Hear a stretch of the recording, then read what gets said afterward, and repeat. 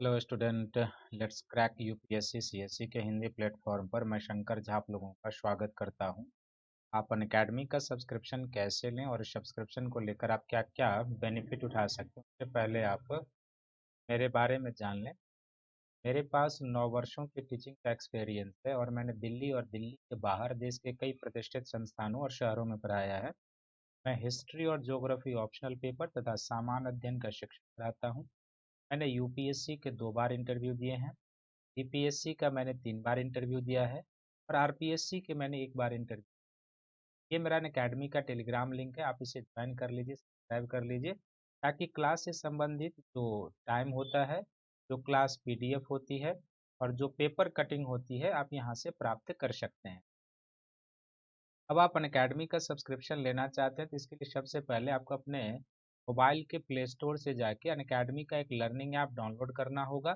तब आप अनअकैडमी का सब्सक्रिप्शन और उसके प्रोग्राम का बेनिफिट उठा सकते हैं। तो आप अनअकैडमी का सब्सक्रिप्शन लेते हैं तो आपको क्या क्या बेनिफिट मिलता है, तो इसमें आपको डेली लाइव क्लास मिलता है, जिसमें आप अपने एडुकेटर के साथ इंगेज होकर डिस्कशन करके क्वेश्चन पूछ के क्लास से संबंधित जो भी डाउट होता है क्लियर कर लेते हैं। दूसरा, इसमें आपको लाइव टेस्ट और क्विज मिलता है। तीसरा, इसमें आपको एक स्ट्रक्चर कोर्स की प्राप्ति होती है। और चौथा, आप अनलिमिटेड एक्सेस को प्राप्त करते हैं, अर्थात आप भीड़ का हिस्सा नहीं बनते, देश के सबसे लार्जेस्ट ऑनलाइन एजुकेशन प्लेटफॉर्म से जुड़ जाते हैं, देश के टॉप एडुकेटर से मार्गदर्शन लेते हैं और अनअकैडमी के द्वारा चलाए गए मोर देन 15,000 से भी अधिक प्रकार के कोर्सेज यूपीएससी के पीटी मेंस और इंटरव्यू गाइडलाइन प्रोग्राम से संबंधित है, आप उसका बेनिफिट उठाते हैं। एकेडमी के जीएस का 2 प्रकार का सब्सक्रिप्शन है, एक प्लस कोर्स का है और दूसरा जो है आइकॉनिक। तो प्लस कोर्स के 12 मंथ का सब्सक्रिप्शन 4,500 का और 24 मंथ का सब्सक्रिप्शन 72,000 का है। लेकिन यदि आप मेरा रेफरल कोड शंकर वाईटी प्रयोग करेंगे तो आपको 10% का डिस्काउंट मिल जाएगा। तो 12 मंथ का जो प्लस कोर्स का सब्सक्रिप्शन है आपको 44,550 और 24 मंथ का यह 64,800 में प्राप्त हो जाएगा। ये इसका दूसरा जो आइकॉनिक सब्सक्रिप्शन है, इसके 12 मंथ का जो सब्सक्रिप्शन है 74,500 का और 24 मंथ का यह सब्सक्रिप्शन 1,15,750 का है। लेकिन यदि आप मेरा रेफरल कोड शंकर वाईटी प्रयोग करेंगे तो आपको 10% डिस्काउंट मिल जाएगा। तो 12 मंथ का आइकॉनिक सब्सक्रिप्शन आपको 67,050 में और 24 मंथ का आइकॉनिक सब्सक्रिप्शन 1,04,175 में आपको प्राप्त हो जाएगा।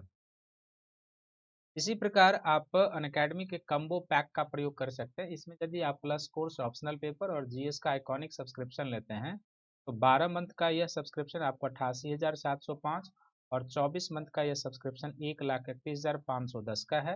लेकिन यदि आप मेरा रेफरल कोड शंकर वाईटी प्रयोग करेंगे तो आपको 10% का डिस्काउंट यहाँ भी मिल जाएगा।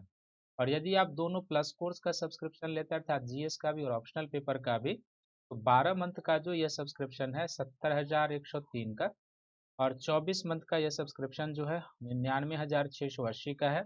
और यहाँ पर भी यदि आप मेरा रेफरल कोड शंकर वाईटी प्रयोग करेंगे तो आपको 10% का डिस्काउंट प्राप्त हो जाएगा। और अनअकैडमी के द्वारा जो 18 फरवरी को बैचेस शुरू किए गए हैं, आप उसमें सब्सक्रिप्शन लेकर अपने घर बैठे अपना प्रिपरेशन कर सकते हैं और अपनी सफलता को सुनिश्चित कर सकते हैं। यह बैचेज 1 साल के लिए 2022 का है, 2 सालों के लिए 2023 का है, फिर एनसीईआरटी आधारित प्रीलिम्स फोकस बैच है। इसमें से किसी भी बैच का आप सब्सक्रिप्शन लेके अपनी सफलता को अनअकैडमी के मार्गदर्शकों के नेतृत्व में अपने समय की सुविधा के हिसाब से सब्सक्रिप्शन लेकर सुनिश्चित कर सकते हैं। और अनअकैडमी का जो अगला कॉम्बाट है ये 28 फरवरी को है, इसकी टाइमिंग 11 AM है। आप इसमें मेरा रेफरल कोड शंकर वाईटी प्रयोग करके इनरोल्ड हो सकते हैं और इनरोल्ड होंगे तो आपको अपना प्रिपरेशन क्या वो जानने का अवसर मिलेगा, क्योंकि इसमें एक कंटेस्ट फॉर्मेट है और फिर आपको कई सारे एक्साइटिंग प्राइजेज जीतने का भी अवसर इसमें मिल जाएगा। तो आइए सभी का आधुनिक भारत का जो सीरीज है उसमें स्वागत है। और आधुनिक भारत के इस सीरीज में बेसिकली हम लोग किस टॉपिक पर चर्चा कर रहे हैं अभी? आधुनिक भारत के इस सीरीज में हम लोग ब्रिटिश आर्थिक इतिहास पर चर्चा कर रहे हैं। आधुनिक भारत के सीरीज में यानी कि जो ब्रिटिश भारत का आर्थिक इतिहास है, तो ब्रिटिश भारत के आर्थिक इतिहास पर हम लोग इसमें चर्चा कर रहे हैं। और ब्रिटिश भारत के आर्थिक इतिहास में आपको पढ़ना क्या क्या है ये तो मैंने पहले ही दिन लिख दिया था। और अभी तक इस टॉपिक में हम लोग क्या क्या कवर कर चुके हैं। तो अभी तक इस टॉपिक में हम लोग दो प्रमुख टॉपिक को कवर कर चुके हैं। सबसे पहले जो ब्रिटिश उपनिवेशवाद का डिफरेंट चरण है, तो ब्रिटिश उपनिवेशवाद के डिफरेंट चरण को हम लोग पढ़ चुके हैं कि कौन कौन से चरण में ब्रिटिश उपनिवेशवाद भारत में गुजरा था। और दूसरा इसमें जिस टॉपिक को हम लोग कवर कर चुके हैं वो टॉपिक है भूमि बंदोबस्त के संदर्भ में हम लोग इसमें अध्ययन कर चुके हैं। जो भूमि बंदोबस्त ब्रिटिश शासन काल में तीन प्रकार का हुआ था: अस्थाई बंदोबस्त, महलवारी बंदोबस्त और रैयतवारी बंदोबस्त। तीनों के बारे में जान चुके हैं। और ब्रिटिश उपनिवेशवाद के जो तीन चरण है, वणिकवाद का चरण है, मुक्त व्यापार का चरण है और वित्तीय पूंजीवाद या औपनिवेशिक पूंजीवाद का चरण है, उसको हम लोग जान चुके हैं। तो इस सब लेक्चर को नहीं सुने होंगे, जरूर जाकर प्लेलिस्ट में देख लेंगे, तो आपका एक कॉन्सेप्ट बनता जाएगा। अब इस लेक्चर में आज हम जिस टॉपिक पर चर्चा करने जा रहे हैं वह एक बहुत ही महत्वपूर्ण टॉपिक है और इसमें हम चर्चा करने जा रहे हैं कृषि का वाणिज्यीकरण, यानी कॉमर्शलाइजेशन ऑफ क्रॉप जो होता है, कृषि का वाणिज्यीकरण। तो इसको ब्रिटिश भारत में जो कृषि का वाणिज्यीकरण हुआ था वो हम लोग पढ़ेंगे। तो इसके बारे में चलेंगे आज, कृषि का वाणिज्यीकरण। तो कृषि के वाणिज्यीकरण में हम लोग क्या क्या अध्ययन करेंगे और क्या करेंगे का एक फॉर्मेट बना लेते हैं। तो कृषि का वाणिज्यीकरण, कृषि का वाणिज्यीकरण, आप लोग भी इस तरीके से फॉर्मेट बना लेंगे ताकि समझने में आसानी हो जाएगी। यानी ब्रिटिश भारत में जो कृषि का वाणिज्यीकरण हुआ था, सबसे पहले हम लोग देखेंगे कि कृषि का वाणिज्यीकरण जो हुआ था इसका अर्थ क्या था, अर्थ क्या होता है कृषि के वाणिज्यीकरण का। दूसरा, भारत में जो ब्रिटिश काल में कृषि का वाणिज्यीकरण हुआ उसके पीछे कारण क्या था, इस कारण को हम लोग जानेंगे। दूसरा, कारण के बाद इस कृषि के वाणिज्यीकरण का जो क्षेत्र था, क्षेत्र को देखेंगे और क्षेत्र एवं फसल कौन कौन सा वाणिज्यीकरण के तहत दिया गया था वो हम लोग देखेंगे, क्षेत्र और फसल को देखेंगे। और तीसरा हम लोग, चौथा इसमें हम लोग देखेंगे कि इस कृषि के वाणिज्यीकरण का प्रभाव क्या रहा। तो कृषि के वाणिज्यीकरण के प्रभाव को दो बिंदुओं के सहारे देखा जाएगा कि क्या इसका कुछ सकारात्मक प्रभाव पड़ा भारत के ऊपर पर, सकारात्मक प्रभाव, और दूसरा देखेंगे कि इसका नकारात्मक प्रभाव क्या पड़ा। और सकारात्मक नकारात्मक प्रभाव के बाद इसका निष्कर्ष निकालेंगे, मूल्यांकन करेंगे कि आखिर इसका कहाँ पर इस स्थिति को रखा जाए। तो इस तरीके से कृषि के वाणिज्यीकरण के बारे में हम लोग चर्चा करेंगे। तो आइए सबसे पहले कृषि के वाणिज्यीकरण का जो अर्थ होता है उसको पॉइंट फॉर्म में हम लोग जानते हैं। तो कृषि के वाणिज्यीकरण का अर्थ होता है कि परंपरागत जो फसल होती है, परंपरागत फसल के स्थान पर, इसका जो अर्थ होता है सिंपल सा, परंपरागत फसल के स्थान पर, परंपरागत फसल के स्थान पर कैश क्रॉप के उत्पादन को प्रोत्साहन देना, नकदी फसल के उत्पादन को प्रोत्साहन देना, नकदी फसल के उत्पादन को प्रोत्साहन देना जो है सो कृषि का वाणिज्यीकरण है।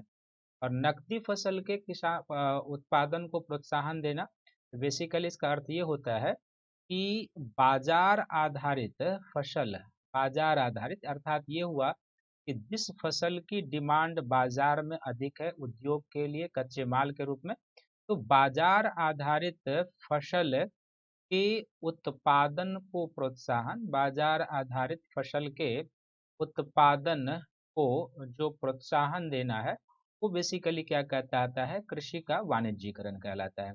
इस कृषि के वाणिज्यीकरण में क्या होता है कि जब नकदी फसलों का उत्पादन होगा, बाजार आधारित फसल का उत्पादन होगा, अर्थात इसकी मांग है, इसकी मांग है बाजार में, तो मांग आधारित फसल का क्या होता है, उत्पादन को बढ़ावा दिया जाता है। तीसरा, चौथा इसका अर्थ ये भी निकलता है कि जब कृषि का वाणिज्यीकरण होगा, वाणिज्यीकरण से संबंधित जो भी चीजें होती है, जैसे कि इससे संबंधित श्रम बाजार का विकास होगा, श्रम बाजार का विकास होगा, श्रम बाजार के साथ साथ क्या होगा, तब फसल बाजार का, फसल मार्केट का विकास होगा, फसल बाजार का विकास होता है। और कृषि के वाणिज्य के संबंध में जो भी तमाम चीजें होती है धीरे धीरे वो विकसित होना शुरू हो जाती है। तो ब्रिटिश भारत में कृषि के वाणिज्यीकरण का अर्थ यही है कि परंपरागत जो भारत में खाद्यान्न फसलें मूल रूप से भारतीय लोग उत्पादन करते थे, उसके स्थान पर जो नकदी फसल कैश क्रॉप के उत्पादन को प्रोत्साहन दिया गया, उसको कृषि का वाणिज्यीकरण कहते हैं।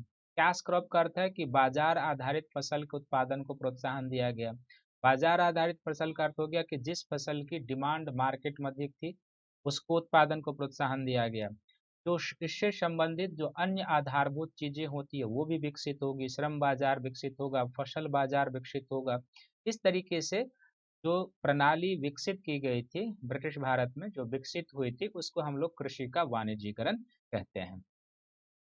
अब ये जो कृषि का वाणिज्यीकरण होता है, ये बेसिकली क्या होता है कि दो तरीके से, और इसका विवाद भी आप कर सकते हैं, दो तरीके से होता है। एक होता है कि प्रेरित वाणिज्यीकरण होता है कि अर्थव्यवस्था में वैसा तत्व आ गया है जिससे प्रेरित होकर वो वाणिज्यीकरण हो रहा है, प्रेरित वाणिज्यीकरण कहते हैं। कि प्रेरित वाणिज्यीकरण का अर्थ हो गया कि अर्थव्यवस्था धीरे धीरे ग्रोथ कर रही है, उसमें पूंजीवादी तत्व आ रहा है, और जैसे जैसे पूंजीवादी तत्व आएगा तो कृषि का नेचर चेंज होगा।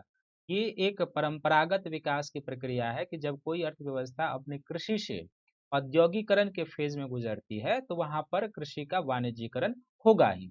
और जब कोई अर्थव्यवस्था कृषि से औद्योगिकरण के फेज में पहुंचती है तो वहां जो कृषि का वाणिज्यीकरण होता है उसको हम लोग एक तरीके से प्रेरित वाणिज्यीकरण या प्राकृतिक तौर पर होने वाली भी प्रक्रिया कह सकते हैं। और दूसरा जो वाणिज्यीकरण होता है उसको हम लोग कहते हैं थोपी गई प्रक्रिया के तहत, थोपी गई प्रक्रिया के तहत। तो ब्रिटिश भारत में जब टॉपिक आप लोग देखेंगे, जब पूरी चर्चा हो गई जाएगी तो खुद भी आप निष्कर्ष निकालेंगे और हम भी निकाल देंगे कि ब्रिटिश भारत में जो कृषि का वाणिज्यीकरण हुआ था, क्या अर्थव्यवस्था का जो सामान्य नेचर होता है कि जब कोई अर्थव्यवस्था कृषि अर्थव्यवस्था से पूंजीवादी अर्थव्यवस्था में, औद्योगिक अर्थव्यवस्था में रूपांतरित होती है तो कृषि का नेचर चेंज होता है, उसका परिणाम था, या फिर भारतीय किसानों के ऊपर यह वाणिज्यीकरण थोपा गया था, जबरदस्ती लादा गया था, ये था। इन दोनों का मूल्यांकन निष्कर्ष बाद में निकलेगा, लेकिन अभी यहाँ पर अब इन चीजों को समझने के लिए कि वास्तव में ये प्रेरित था या फिर थोपी गई प्रक्रिया थी, इसके लिए हमें सबसे पहले कृषि के वाणिज्यीकरण के कारणों को जानना होगा। तो सबसे पहले कृषि के वाणिज्यीकरण का जो कारण था उसको हम लोग जानते हैं।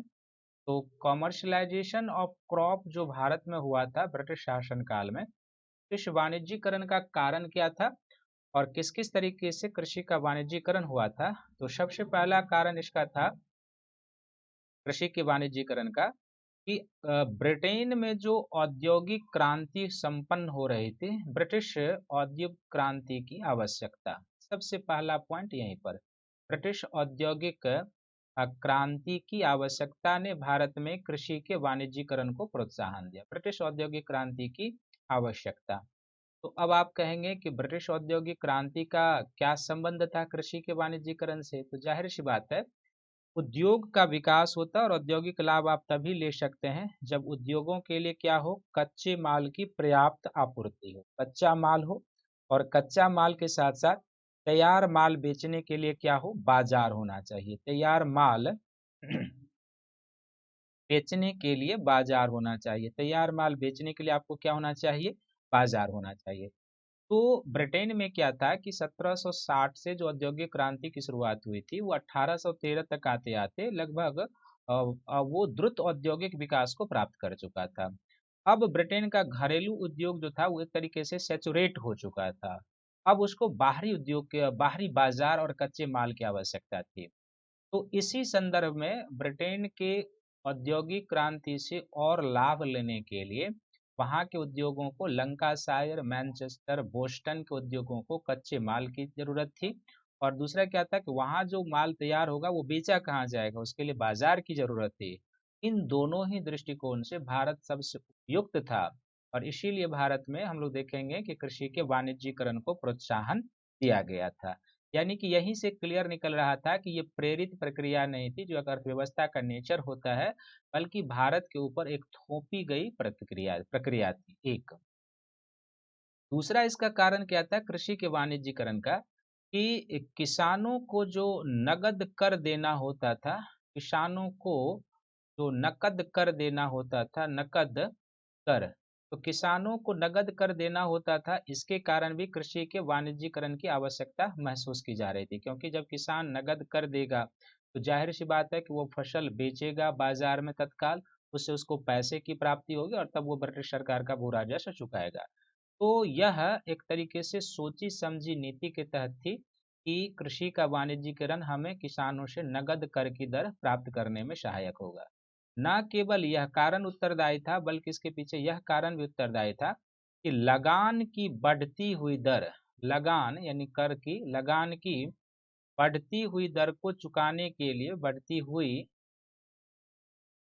दर को चुकाने के लिए भी क्या था कि लगान की बढ़ती हुई दर को चुकाने के लिए भी क्या था कि यहाँ पर कृषि के वाणिज्यीकरण की आवश्यकता को महसूस किया गया था। तो किसानों के मोर्चे पर दो, कि किसानों को नगद भू राजस्व देना है और बढ़ते हुए लगान की दर उनको देना है। तो ब्रिटिश सरकार ने सोचा कि ये दोनों ही कार्य किसान कैसे करेंगे, तो यहाँ पर कॉमर्शलाइजेशन ऑफ क्रॉप करो, तो वो बेचेगा बाजार में और बेचेगा तो उससे पैसे मिलेंगे, हमारा बढ़ा हुआ लगान मिलेगा और समय पर भी हमारा लगान मिलता जाएगा।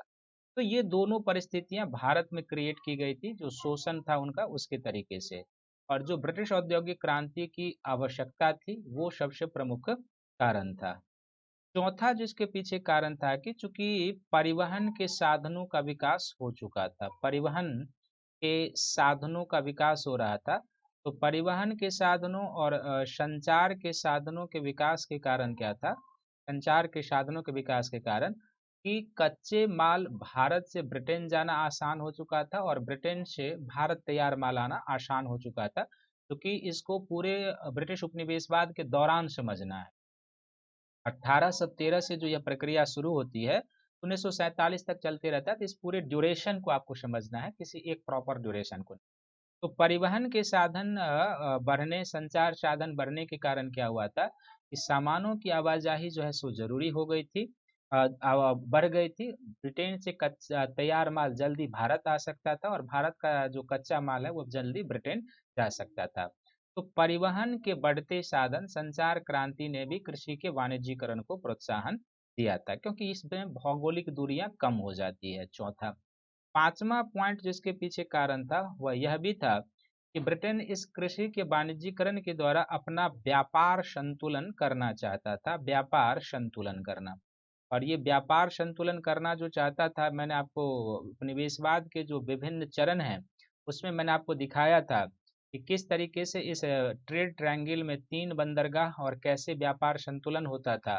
तो शीर्ष पर इसमें लंदन, दूसरा बंदरगाह इसमें कोलकाता और तीसरा बंदरगाह इसमें कौन था, चीन का कैंटन बंदरगाह था। और कैसे जो है भारत से अफीम भेजा जाता था चीन को, चीन से लंदन यानी ब्रिटेन को चाय निर्यात किया जाता था, और लंदन से जो भारत को आता था तैयार माल आता था। इस तरीके से ट्रेड टैंगल को संतुलित करने के लिए, व्यापार संतुलन को, व्यापार भुगतान संतुलन को अपने पक्ष में करने के लिए भी ब्रिटिश सरकार ने कृषि के वाणिज्यीकरण की आवश्यकता को महसूस किया, और अफीम का उत्पादन भारत में, चाय का उत्पादन चीन में, और इस तरीके से व्यापार को संतुलित करके भारत से अफीम चीन और चीन से चाय ब्रिटेन जाता था। तो व्यापार संतुलन करना अपने पक्ष में, यह भी इसका उद्देश्य था। चौथा, पांचवा इसके पीछे जो कारण था वह यह था कि ब्रिटेन की जो बढ़ती हुई जनसंख्या थी, उस बढ़ती हुई जनसंख्या के लिए क्या चाहिए, खाद्यान्न चाहिए। तो खाद्यान्न चाहिए तो जाहिर सी बात है कि ये खाद्यान्न ब्रिटेन में तो संभव नहीं था, क्योंकि एक द्वीपीय देश, छोटा सा देश, तो बढ़ती हुई जनसंख्या के लिए खाद्य कहाँ से। तो और ये जनसंख्या क्यों बढ़ी थी, क्योंकि वहाँ एक डेमोग्राफिक क्रांति हो रही थी, उसके कारण जनसंख्या तेजी से बढ़ रही थी। तो भारत में इसीलिए उन क्रॉप फसलों को भी प्रोत्साहन दिया गया इसके तहत जो ब्रिटेन की जनसंख्या के लिए आवश्यकता थी, भारत की जनसंख्या को इसमें ध्यान नहीं रखा गया था। पांचवा। और छठा इसमें क्या था कि कुछ अंतर्राष्ट्रीय परिस्थितियों का भी योगदान था, खासकर जो अमेरिकी गृह युद्ध हुआ था। तो अमेरिकी गृह युद्ध के कारण भी कुछ ऐसी परिस्थितियां बनी, आप केवल पॉइंट लिख देंगे आपके लिए पर्याप्त हो जाएगा। अमेरिकी गृह युद्ध के कारण भी कुछ ऐसी परिस्थितियां बनी जिसके कारण भारत में कृषि के वाणिज्यीकरण को प्रोत्साहन मिला। हालांकि आगे चलकर अमेरिकी गृह युद्ध के बाद परिस्थितियां बदलती है, किसानों को हानि होने लगती है, और वह जो है सो दक्कन दंगे का कारण भी बन जाता है, जो वासुदेव बलवंत फड़के के नेतृत्व में होता है। तो ये 6-7 पॉइंट आप याद रखेंगे जो कृषि के वाणिज्यीकरण के पीछे मूल कारण था। पहला, ब्रिटिश औद्योगिक क्रांति की आवश्यकता। दूसरा, भारत में किसानों को नगद कर लेना है और उनकी बढ़ती हुई लगान को चुकाना है ब्रिटिश सरकार को। तो ये दो भारतीय परिस्थितियां, जो ब्रिटिश शासन का जो प्रथम चरण में भारत का शोषण किया गया था उसी का आउटपुट था। फिर परिवहन के संचार के साधनों के बढ़ जाने के कारण, जैसे रेल, तार, डाक, इस तरीके की जहाजरानी सुविधा बढ़ जाने के कारण, व्यापार संतुलन को अपने पक्ष में कारण, खाद्यान्न चाहिए ब्रिटेन को बढ़ती हुई जनसंख्या के लिए इसके कारण, और अमेरिकी गृह युद्ध के कारण जो है सो कृषि के वाणिज्यीकरण को भारत में प्रोत्साहन दिया गया। ये जो कृषि के वाणिज्यीकरण को प्रोत्साहन दिया गया था, तो इसके तहत बेसिकली जो है कौन कौन से फसल थे और किस क्षेत्र में वाणिज्यीकरण को प्रोत्साहन दिया गया था, ये आपको देखना है। एक हेडिंग इसमें आप टिक कर लें, कौन सा फसल और किस क्षेत्र में, कौन सा फसल और किस क्षेत्र में इस चीज को बढ़ावा दिया गया, कौन सा फसल किस क्षेत्र में, 2 पॉइंट इसमें बता रहे। तो कौन सा फसल था, तो बेसिकली भारत में कृषि के वाणिज्यीकरण के तहत जो है, तो नकदी फसल तो आप जानते ही हैं, तो इसके तहत जो है सो सबसे पहले चाय के उत्पादन को प्रोत्साहन दिया गया। भारत में कहवा फसल के उत्पादन को प्रोत्साहन दिया गया। भारत में कपास के फसल के उत्पादन को, फिर जूट के उत्पादन को, और फिर गन्ना के उत्पादन को, भारत में नील उत्पादन को, भारत में अफीम उत्पादन को प्रोत्साहन दिया गया। और कुछ खाद्यान्न फसलों का भी भारत में उत्पादन किया गया, क्योंकि ब्रिटेन की जनसंख्या की आवश्यकता थी, तो कुछ क्षेत्रों में यहाँ पर गेहूं उत्पादन को प्रोत्साहन दिया गया। इसमें से यदि आप क्षेत्र के आधार पर बांट दें, तो जो किस क्षेत्र में दिया गया था, एक जो कृषि के वाणिज्यीकरण को प्रोत्साहन दिया गया था, एक उत्तर पूर्वी क्षेत्र में कृषि के वाणिज्यीकरण को प्रोत्साहन दिया गया था। उत्तर पूर्वी क्षेत्र कहने का अर्थ हुआ जो बिहार, यूपी से लेके और झारखंड और पश्चिम बंगाल का जो क्षेत्र है, ये जो उत्तर पूर्वी क्षेत्र हो जाएगा, इस क्षेत्र में कृषि के वाणिज्यीकरण को प्रोत्साहन दिया गया। तो इस क्षेत्र में, उत्तर पूर्वी क्षेत्र में जो कृषि के वाणिज्यीकरण को प्रोत्साहन दिया गया, इसके तहत कौन कौन सा फसल प्रमोट किया गया? इसके तहत इस क्षेत्र में चाय की फसल को प्रमोट किया गया। दूसरा, क्लाइमेट के हिसाब से जूट की फसल को प्रमोट किया गया। क्लाइमेट के हिसाब से गन्ना की फसल को प्रमोट किया गया। क्लाइमेट के हिसाब से नील की फसल को प्रमोट किया गया। ये जितने भी फसल थे, ये उत्तर पूर्वी भारत, जो मैंने अभी लिखा है, इन क्षेत्रों में उत्तर पूर्वी भारत में जो है बेसिकली क्या किया गया था, इन फसलों के उत्पादन को प्रोत्साहन दिया गया था। दूसरा, यदि आप पश्चिम और दक्षिण भारत में चले जाएं, पश्चिम एवं दक्षिण भारत, तो पश्चिम और दक्षिण भारत में चले जाएंगे तो किस किस फसल को उत्पादन दिया गया था? बेसिकली पश्चिम भारत में यदि आप जाएंगे तो गुजरात में जो है ना, बेसिकली अफीम के उत्पादन को प्रोत्साहन दिया गया था। गुजरात में इसके तहत क्या था, अफीम उत्पादन को प्रोत्साहन दिया गया था। और दक्षिण भारत में खासकर जो महाराष्ट्र का क्षेत्र था, और महाराष्ट्र के साथ साथ जो बरार का क्षेत्र है, बरार का, महाराष्ट्र के साथ साथ बरार का जो क्षेत्र है, यहाँ पर कपास उत्पादन को प्रोत्साहन दिया गया था, कपास उत्पादन को। और जो पंजाब हरियाणा सब का कुछ क्षेत्र है जो गेहूं के उत्पादन के लिए उपयोगी है, तो इन क्षेत्रों में क्या है, गेहूं के उत्पादन को प्रोत्साहन दिया। तो इस तरीके से यहाँ पर यह सोचना आवश्यक है कि उन्हीं फसलों के कृषि के वाणिज्यीकरण के तहत जो है, उन्हीं फसलों के उत्पादन को प्रोत्साहन दिया गया जो ब्रिटेन के लंकाशायर, मैनचेस्टर, बोस्टन, लिवरपूल जैसे उद्योगों को कच्चे माल की जरूरत है बागानी फसल के तहत, और उन्हीं खाद्य फसलों के उत्पादन को प्रोत्साहन दिया गया था, जिसके तहत क्या था कि ब्रिटिश जनसंख्या के लिए खाद्यान्न उपलब्ध कराना था। इन क्षेत्रों में इन फसलों को प्रोत्साहन दिया गया। यानी कि ये जो गुजरात का एरिया हो जाएगा, तो गुजरात के एरिया में आप याद रखेंगे कि यहाँ पर अफीम के उत्पादन को, और महाराष्ट्र और बरार आज भी कपास उत्पादक क्षेत्र है, इन क्षेत्रों में क्या किया गया, कपास उत्पादन को प्रोत्साहन दिया गया। उत्तर प्रदेश सब के क्षेत्रों में गन्ना का, बिहार सब में उत्पादन को प्रोत्साहन दिया गया। तो ये फसल था और इस तरीके से इसके उत्पादन को प्रोत्साहन दिया जाता है। तो सबसे पहले आपने देख लिया इसमें कि जो कृषि का वाणिज्यीकरण का अर्थ क्या होता है, ये आपने देख लिया। इसका कारण क्या था, ये आपने देख लिया है। क्षेत्र और फसल जो था वो आपने देख लिया है कि कहाँ पर किस फसल के उत्पादन को प्रोत्साहन दिया गया था। और कृषि का जो वाणिज्यीकरण हुआ था, तो सबसे पहले आप ये जान ही चुके हैं कि कृषि के वाणिज्यीकरण की जो शुरुआत हुई थी यह उपनिवेशवाद के दूसरे चरण में ये शुरू हुआ था, प्रथम चरण में नहीं। इसकी जो शुरुआत हुई थी उपनिवेशवाद के दूसरे चरण में हुआ था, दूसरे चरण में। और दूसरे चरण में जो ये उपनिवेशवाद के दूसरे चरण में हुआ था, तो यहाँ से जो ये कृषि का वाणिज्यीकरण हुआ, तो दूसरे चरण में अर्थात 1813 से लेके 1860 के चरण में भी चला। और जो ब्रिटिश उपनिवेशवाद का तीसरा चरण है, यानी 1860 से लेके 1947 तक, ये दोनों ही चरण में कृषि का वाणिज्यीकरण चलता रहा। और इसका अर्थ है कि कृषि के वाणिज्यीकरण की जो नीति है, ये नीतिगत तौर पर जो है किस की विशेषता हो जाएगी, तो नीतिगत तौर पर ये द्वितीय चरण, नीतिगत तौर पर द्वितीय चरण। और नीतिगत तौर पर जो द्वितीय चरण है, तो इस द्वितीय चरण को हम लोग क्या कहते हैं, मुक्त व्यापार की नीति कहते हैं, फ्री ट्रेड का चरण कहते हैं, मुक्त व्यापार की नीति। तो भारत में कृषि के कॉमर्शलाइजेशन को मुक्त व्यापार की नीति के तहत प्रोत्साहन दिया गया था। और जो 1813 से शुरू हुआ और 1860 तक, और फिर तृतीय चरण में भी ये कंटिन्यू चलता रहा। अब ये जो कृषि का वाणिज्यीकरण हुआ था, तो इसका प्रभाव क्या पड़ा था भारतीय अर्थव्यवस्था पर, इसका क्या प्रभाव पड़ा था भारतीय अर्थव्यवस्था पर प्रभाव।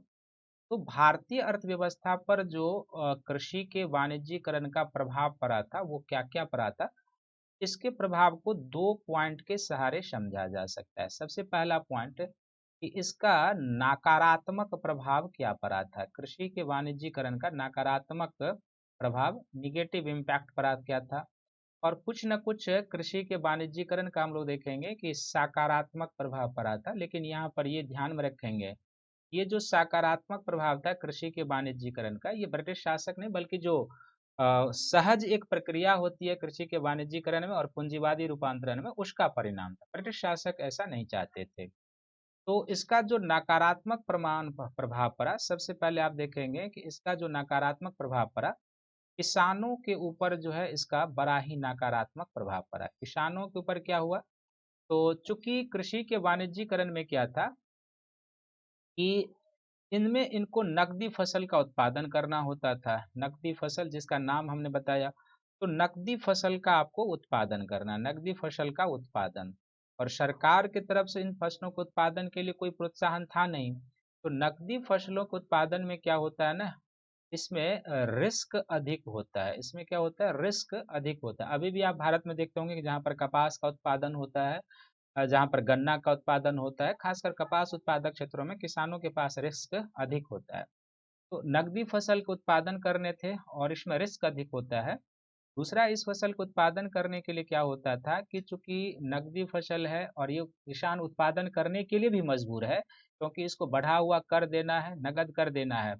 अब फसल उत्पादन के लिए किसान क्या होता था कि एक तरीके से आप कहेंगे कि उस क्षेत्र के जो साहूकार होते थे, उस क्षेत्र के जो साहूकार होते थे, जो मारवाड़ी होते थे, जो साहूकार होते थे, मारवाड़ी होते थे, जो बनिया होते थे, जो महाजन होते थे, तो इन साहूकार, मारवाड़ी, बनिया, महाजन से ये लोग क्या करते थे, उच्च दर पर ऋण लेते थे। हाई रेट पर, उच्च दर पर इनको ऋण मिलता था, क्योंकि सरकारी संस्थागत ऋण की तो व्यवस्था नहीं थी।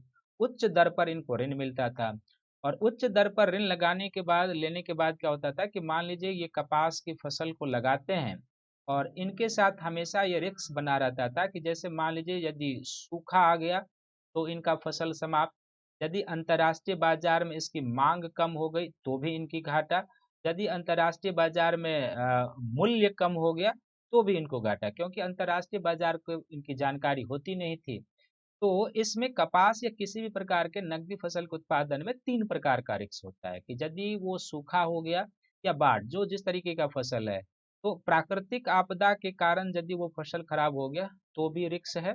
यदि बाजार में उस फसल की मांग कम हो गई है और आपने उत्पादन अधिक कर लिया है, तो फिर वो औने पौने दाम से आपका बिक जाएगा। और तीसरा क्या होगा कि यदि बाजार में मूल्य कम हो गई है तब भी आप पौने दाम पर। और चूंकि इनको बाजार में तो ये जाकर बेचते नहीं थे, तो किसान और बाजार के बीच इस व्यवस्था में क्या था कि बिचौलिए होते थे। बिचौलिए क्या करते थे कि इन किसानों से औने पौने दाम पर खरीद लेते थे और बाजार में जाकर ये बिचौलिया उच्च मूल्य पर बेच लेता था। तो ये चार प्रकार का जोखिम था कृषि के वाणिज्यिकरण में। और मान लो कि अब एक बार ऋण पर इन्होंने फसल लगाया, और चाहे वो सूखा या बाढ़ के कारण या मांग में कमी आने के कारण या मूल्य में कमी आने के कारण, इन सब के कारण जो बाजार का उतार चढ़ाव होता है, यदि ये फसल का सही मूल्य नहीं हो पाया, सूखे के कारण उत्पादन नहीं हो पाया, या मूल्य गिरने के कारण, डिमांड के कारण उचित मूल्य नहीं मिल पाता, बिचौलिए औने पौने दाम में खरीद लेते हैं, तो फिर इनके साथ क्या है कि ये महाजन से, जो मारवाड़ी व्यापारी बनिया से है, ये जो ऋण लिया हुआ ये चुकता कर नहीं पाएगा। अब यदि फिर अगले सीजन में इनको करना है फसल, यदि अगले सीजन में फसल करना है, तो फिर ये कहाँ पर जाएंगे, फिर इन्हीं साहूकार मारवाड़ी बनिया महाजन के पास जाएंगे और फिर इनसे उच्च दर पर ये कर लेंगे। एक तो ऋण लिया है, पहले वाला ऋण वो तो सर पर है ही, और दूसरा ऋण फिर से ले लिया, दूसरा ऋण हो गया। अब ये क्या होगा, इनको एक व्यवस्था में बांध देगा, ऋण के साइक्लिक जाल में बांध देगा। और यही रीजन था कि आज भी आप देखते हैं कि महाराष्ट्र, आंध्र प्रदेश, कर्नाटक सब में किसान जो आत्महत्या अधिक करते हैं, उसके पीछे यही कारण है कि संस्थागत ऋण की कमी के कारण जब वो नकदी फसल उत्पादन करने के लिए प्रेरित होते हैं, जाते हैं, तो उसमें रिस्क अधिक है। और यदि वो फसल खराब हो गई, उसका मूल्य कम हुआ, मांग कम हो गई, तो किसानों को हानि होती है। फिर से वो जाएगा, पहली बार ऋण लेके खेती किया, फिर से वो ऋण लेके खेती करेगा। अब दो तीन ऋण का जब उसके ऊपर भार आ जाएगा, उस किसान के पास क्या है, आत्महत्या करने के सिवा अब कभी तो परिवार के साथ, कभी सिंगल वो आत्महत्या कर लेता है। तो इस तमाम जो रिक्स वाली परिस्थितियां थी, इसके कारण क्या हुआ कि इस व्यवस्था में किसान बिल्कुल किंकरी की अवस्था में पहुंच के, बिल्कुल इनका शोषण हुआ, इनकी गरीबी बढ़ी, इनकी ऋणग्रस्तता बढ़ी, यानी कि जो भी आप कह लें, इस पूरी व्यवस्था के कारण किसानों की जो हालत है वो खास्ता हाल हो गई, किसानों की हालत खास्ता हाल, और वो किंकरी की अवस्था की ओर पहुंच गए। गरीबी हुआ, बेसिकली गरीब हो गए, इनकी परचेजिंग कैपेसिटी खत्म, इनका लाइफ स्टाइल खत्म हो गया, जो जीवन जीने का तरीका था वो सब खत्म हो गया, क्योंकि इनके ऊपर ऋण का दुष्चक्र हमेशा बढ़ते जाता था। दूसरा इस व्यवस्था का जो प्रभाव हुआ कि इस व्यवस्था के कारण ग्रामीण समाज में क्या है कि ग्रामीण क्षेत्र में ग्रामीण क्षेत्र में नए सामाजिक वर्ग का उदय हुआ। इस व्यवस्था के कारण क्या हुआ कि नए सामाजिक वर्ग का उदय, और नए सामाजिक वर्ग का जो उदय हुआ था, तो ये नया सामाजिक वर्ग कौन था, तो ग्रामीण समाज में जो ये नया सामाजिक वर्ग था, ये यही था जो साहूकार था, जो मारवाड़ी था, जो बनिया था, जो महाजन था, जिसको सरकार का संरक्षण प्राप्त था। इस सब के एक नए सामाजिक वर्ग का उदय हुआ, जो ग्रामीण समाज को दीमक की तरह ब्रिटिश शासन काल में चाट गया, चूस गया, इस तरीके से, क्योंकि ये पूरी तरीके से पैरासाइट वर्ग, जो किसानों की आय पर जीवित रहता था। तो नए सामाजिक वर्ग, लेकिन किस तरीके के सामाजिक वर्ग, वो ध्यान में रखना है। तीसरा इसके कारण क्या हुआ कि किसानों के हाथ से भूमि भी निकलते गई, भूमि निकलते गई। ना केवल वो गरीब हुए, बल्कि किसानों के हाथ से भूमि निकलते गई, इनकी जो पैतृक भूमि थी वो निकलते गई। क्योंकि जब ये जो साहूकार थे, जो मारवाड़ी थे, जो बनिया थे, जो महाजन थे, इन सब का जब ये ऋण नहीं चुका पाते थे, तो ये साहूकार मारवाड़ी इनसे जबरदस्ती जमीन लिखवा लेते थे या इनके जमीन पर कब्जा कर लेते थे। तो ये जो कृषि की वाणिज्यीकरण थी, इस प्रक्रिया ने इनके भूमि को, इनके हाथ से निकलने की प्रक्रिया को काफी तेज कर दिया था। जो भूमि बंदोबस्त की गई थी उसमें भी इनके हाथ से भूमि निकल ही रही थी, लेकिन कृषि के वाणिज्यीकरण ने इस प्रक्रिया को और तेज कर दिया।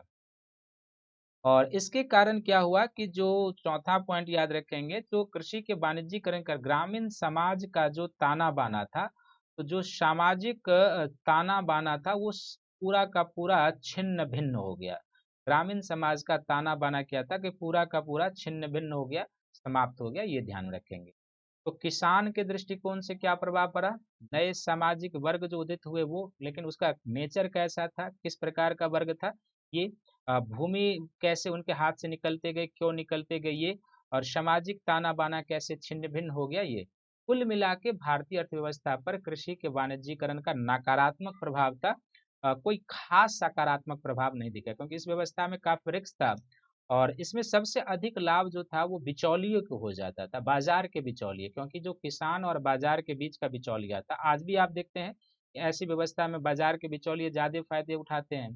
तो बाजार के बिचौलिए इनसे औने पौने दाम पर खरीद लेते थे, क्योंकि इनको मार्केट की तो जानकारी थी नहीं कि कपास का मूल्य अभी मार्केट में क्या है, और वो उच्च मूल्य पर जाकर बाजार में खरीदते थे और फिर उसी से वो उच्च दर पर ऋण लेते थे या फिर उनसे तकनीकी बीज लेते थे। तो पूरी की पूरी एक साइक्लिक व्यवस्था इस सिस्टम ने बना दिए थे किसान के शोषण करने के। लेकिन इसके बावजूद भी क्या है कि इस कृषि के वाणिज्यीकरण का कुछ न कुछ सकारात्मक प्रभाव भी जरूर हुआ था, जिससे आप इनकार नहीं कर सकते। तो कृषि के वाणिज्यीकरण का जो सकारात्मक प्रभाव पड़ा था, वो सकारात्मक प्रभाव क्या पड़ा था? तो सबसे पहला इसका तो यही है कि इसके माध्यम से भारत में नकदी फसल के उत्पादन को प्रोत्साहन मिला। नकदी फसल के उत्पादन को प्रोत्साहन मिला, नकदी फसल के उत्पादन को प्रोत्साहन मिला। दूसरा क्या है कि न केवल नकदी फसल के उत्पादन को प्रोत्साहन मिला कि बल्कि भारत का जो अर्थव्यवस्था है, भारत का अर्थव्यवस्था अंतरराष्ट्रीय अर्थव्यवस्था से जुड़ गया। अंतरराष्ट्रीय, चूंकि सामान यहाँ से जाने लगा तो अंतरराष्ट्रीय बाजार से जुड़ गया। भारत का जो अर्थव्यवस्था अंतरराष्ट्रीय बाजार से जुड़ गया। ये जो जरूर जरूर दो फायदे हुए कि एक नकदी फसल के उत्पादन को भारत में प्रमोट मिला और भारत की अर्थव्यवस्था जो अंतरराष्ट्रीय बाजार से जुड़ गई, ये दो जरूर फायदा हुआ।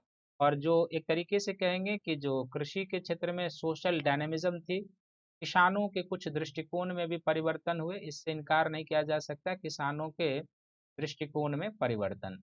लेकिन कुल मिलाकर इन सीमित सकारात्मक प्रभाव जो इस प्रक्रिया का सहज परिणाम था, न कि ब्रिटिश सरकार चाहते थे, कुल मिलाकर आपको जब निष्कर्ष निकालेंगे तो कृषि के वाणिज्यीकरण का कुल निष्कर्ष यही निकलता है कि जो मैंने शुरू में आपके लिए प्रश्न छोड़ा था, निष्कर्ष यही निकलता है कि इस कृषि की जो यह वाणिज्यीकरण की प्रक्रिया थी, एक प्राकृतिक या जो पूंजीवादी रूपांतरण में जो प्राकृतिक या प्रेरित प्रक्रिया होती है कि जब अर्थव्यवस्था का रूपांतरण कृषि से पूंजीवादी और औद्योगिक अर्थव्यवस्था में होता है तो कृषि का नेचर चेंज होगा, परंपरागत फसल के स्थान पर वाणिज्यिक फसल का उत्पादन होगा। ये विकास की अर्थव्यवस्था की एक सहज प्रक्रिया है। लेकिन कुल जो डिबेट हुआ है उससे यह निष्कर्ष निकल चुका है कि भारत में जो कृषि का वाणिज्यीकरण था, यह जो है सहज प्रक्रिया नहीं थी, बल्कि एक किसानों के ऊपर क्या थी, थोपी गई प्रक्रिया थी। कैसी प्रक्रिया थी? बिल्कुल एक थोपी गई प्रक्रिया थी, किसानों के ऊपर थोपी गई प्रक्रिया थी। और इस थोपी गई प्रक्रिया ने क्या किया था कि इस थोपी गई प्रक्रिया से क्या हुआ था कि किसान की हालत जो है वो बिल्कुल खास्ता हाल हो गई। किसान की हालत खास्ता हाल हो गई। और कैसे किस तरीके से वो आपने देखा। और किसी न किसी रूप में कृषि के वाणिज्यीकरण ने भारत में अकाल को प्रोत्साहन दिया, अकाल को प्रोत्साहन। और अकाल में जो लोगों की अकाल मृत्यु हुई, इसलिए भी ब्रिटिश सरकार की जो कृषि के वाणिज्यीकरण की नीति है वो जिम्मेदार थी। तो इस तरीके से आपको कॉमर्शलाइजेशन ऑफ क्रॉप को समझना है कि क्या होता है। जैसे मैंने स्ट्रक्चर बनाया था, इसके पीछे कारण क्या था वो आपको बताया। और तीसरा पॉइंट कि कौन सा फसल था, कौन सा क्षेत्र था और इसका परिणाम क्या हुआ था। तो कुछ सकारात्मक परिणाम, कुछ नकारात्मक। नकारात्मक ज्यादा, सकारात्मक जो भी हुआ वो इस प्रक्रिया की सहज परिणति थी, न कि सोची समझी नीति के तहत। और निष्कर्ष के रूप में कि थोपी गई प्रक्रिया थी, प्राकृतिक प्रेरित प्रक्रिया नहीं। किसान खास्ता हाल हुए, अकाल को प्रोत्साहन मिला, अकाल मृत्यु हुई और किसानों की जमीन जो है सो साहूकार मारवाड़ियों की ओर छीनती गई। आत्महत्या करने के लिए वो मजबूर हुए इस व्यवस्था के कारण। वो किंकरी की अवस्था को प्राप्त किए। भारत में गरीबी, दरिद्रीकरण, ग्रामीण ऋणग्रस्तता, सारी की सारी चीजें जो है सो बढ़ी ब्रिटिश शासन काल में। तो उसका एक कारण कृषि का वाणिज्यीकरण भी था। कुछ इस तरीके से इसका निष्कर्ष लिया। तो मैं उम्मीद करता हूँ कि यह लेक्चर जो है आपको अच्छा लगा होगा और इस लेक्चर को भी आप देख के अपना नोट्स बना लेंगे। और अगले लेक्चर में हम आपसे फिर से अर्थव्यवस्था का ही जो ब्रिटिश भारत में आर्थिक जीवन था उसी से संबंधित टॉपिक लेकर आएंगे। तब तक आप इस वीडियो को देखिए, लाइक कीजिए, शेयर कीजिए, सब्सक्राइब कीजिए। और 18 फरवरी से जो अनअकैडमी के बैचेज शुरू हुए हैं, तो आप या आपके मित्रों में से यदि कोई भी इसका सब्सक्रिप्शन लेना चाहता है, तो आप जो 6 मंथ के लिए हुआ उसमें, जो 2022 के लिए 1 सालों का हुआ उसमें, जो 2023 के लिए 2 वर्षों का हुआ उसमें सब्सक्रिप्शन ले सकते हैं। एनसीईआरटी आधारित प्रीलिम्स फोकस बैच में ले सकते हैं और फिर अपनी सफलता सुनिश्चित कर सकते हैं। और मेरा रेफरल कोड याद रखेंगे जो शंकर वाईटी है। तो जब आप इस रेफरल कोड का प्रयोग करेंगे शंकर वाईटी का, आपको 10% का डिस्काउंट मिल जाएगा। तो ज़रूर आप सब्सक्रिप्शन लें और प्लस कोर्स में भी आप हमसे जुड़ सकते हैं। फिर अनअकैडमी का जो नेक्स्ट कॉम्बाट है ये 28 फरवरी को होना है और 11 AM इसकी टाइमिंग है। आप इसमें मेरा रेफरल कोड शंकर वाईटी प्रयोग करके इनरोल्ड हो सकते हैं। और जब आप इसमें इनरोल्ड होंगे तो ये एक कंटेस्ट फॉर्मेट है जिसमें 45 मिनट में 60 क्वेश्चन आपको होल सोल्व करने होते हैं और पूरे देश के आईएएस एस्पिरेंट इसमें शामिल होते हैं। तो जब आप इसमें शामिल होंगे तो आपको अपनी प्रिपरेशन जज करने का अवसर मिलेगा कि आपकी क्या पोजीशन है देश के आईएएस एस्पिरेंट के बीच में, और आपको कई सारा प्राइजेज जीतने का भी इसमें अवसर मिल जाएगा। और तब तक आप इस वीडियो को देखिए, लाइक कीजिए, शेयर कीजिए, सब्सक्राइब कीजिए ताकि अधिक से अधिक लोग इसका बेनिफिट उठा सकें। और मिलते हैं आपसे अगले लेक्चर में मॉडर्न इंडिया के लिए। तब तक सभी को थैंक यू है, धन्यवाद है।